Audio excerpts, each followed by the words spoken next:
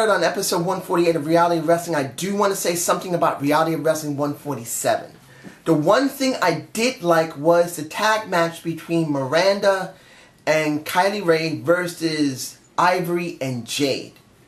The reason I generally liked it was because it was at the end of the show, and we got a chance to see what Ivory can do. If you have never seen her already, she's not a bad wrestler. Did I enjoy the match? The ending of it, really, I didn't like that much due to the fact that Kylie Rae, I just don't like her personality. I mean, she's trying to be a little bubbly little girl, and she doesn't look like a bubbly little girl. She doesn't generally act like a bubbly little girl. She's not a Bayley. Bayley can pull that off, but Kylie Rae just doesn't feel like she's pulling it off very well.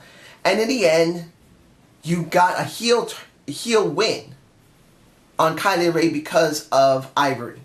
They'll probably try and expand on that, and I'm hoping they do, but I really wish that if they expand on it, why don't you put Ivory on the main rosters? Don't get upset. You see only 2 women on the website, on the roster page. Put Ivory there, please. Put Miranda there. Put someone else than just 2 freaking women. I'm just saying. What do we get in 148? Now, before I get any further, look below for the 148 episode so you can see it for yourself. The #1 contendership for the television title for Tempo. You got Hendrix versus... I like Brian Keefe. I actually do. But the problem I have with Brian Keefe, he's supposedly the bounty hunter. Brian Keefe. He doesn't act like a bounty hunter. He doesn't. If he was going to act like a real bounty hunter, act like freaking Clint Eastwood when you come down to the ring. If you want to scream and yell and act crazy in the ring, no problem once the match starts. But before you go down to the ring, before you even get into the ring, you're all excited, you're jumping around, you're going, yeah! Please. A real bounty hunter doesn't act like that. I want him to do a personality that is a real bounty hunter. Someone reserved, someone that's looking at people. Someone that's kind of like the guy who plays the Drifter in NXT. I haven't watched a lot of his work. But I want to see Brian Keefe walk down to the ring as a real bounty hunter. Not just someone who jumps around wearing a bounty hunter type of stuff that's like Clint Eastwood. In the end, Hendrix wins. But here's the thing. I've had more stuff from Brian Keefe than I gotten from Hendrix. And now you're about to throw Hendrix at Tempo, who, mind you, did a very good, well, not great, but a good interview with Russo. He did.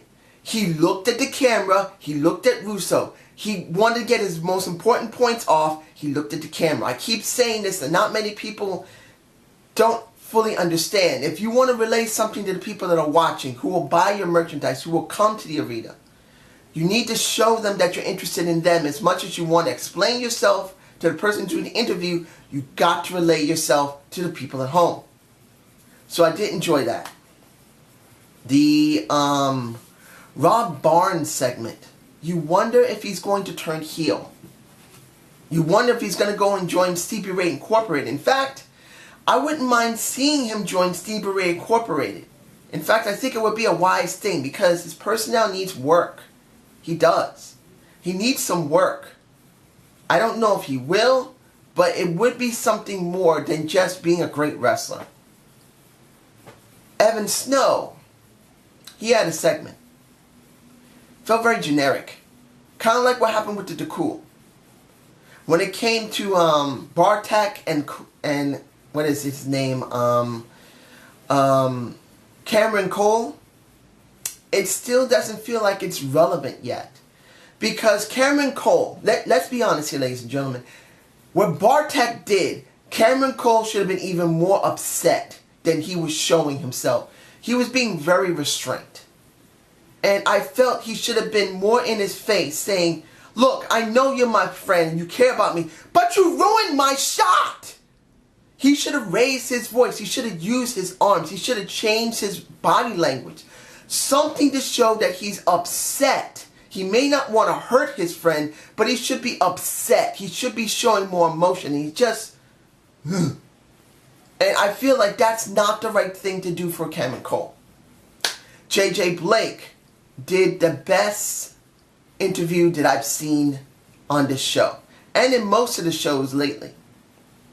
He made it very clear. What? Throws a towel over the head of Russo and says, I am going to win. I'm going to be El Campeon. I'm not going to be bad. I'm not going to be Dynamite. Of course, he didn't say Dynamite. He just said J. Blake.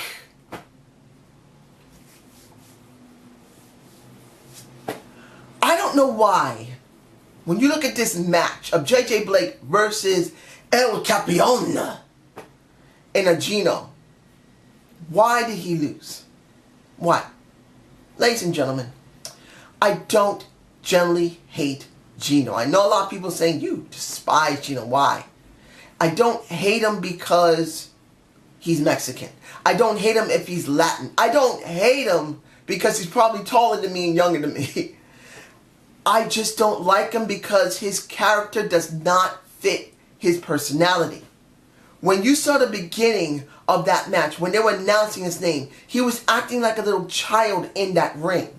He just was. He wouldn't even look at the freaking camera. If you see the shot right there, he was looking away from the camera. You are trained as a professional wrestler when they have cameras. The camera's your friend. You need to look at the camera to relay your feelings, your emotions, your attitude, your actions, your body language, everything. JJ Blake truly felt like a main eventer because he understood not only just to look at the camera, he kept his persona in a certain way. He is a cocky motherfucker. I'm sorry for the cursing, but it's perfectly who he is. He's cocky. He's an ass. He thinks he's everything and that more.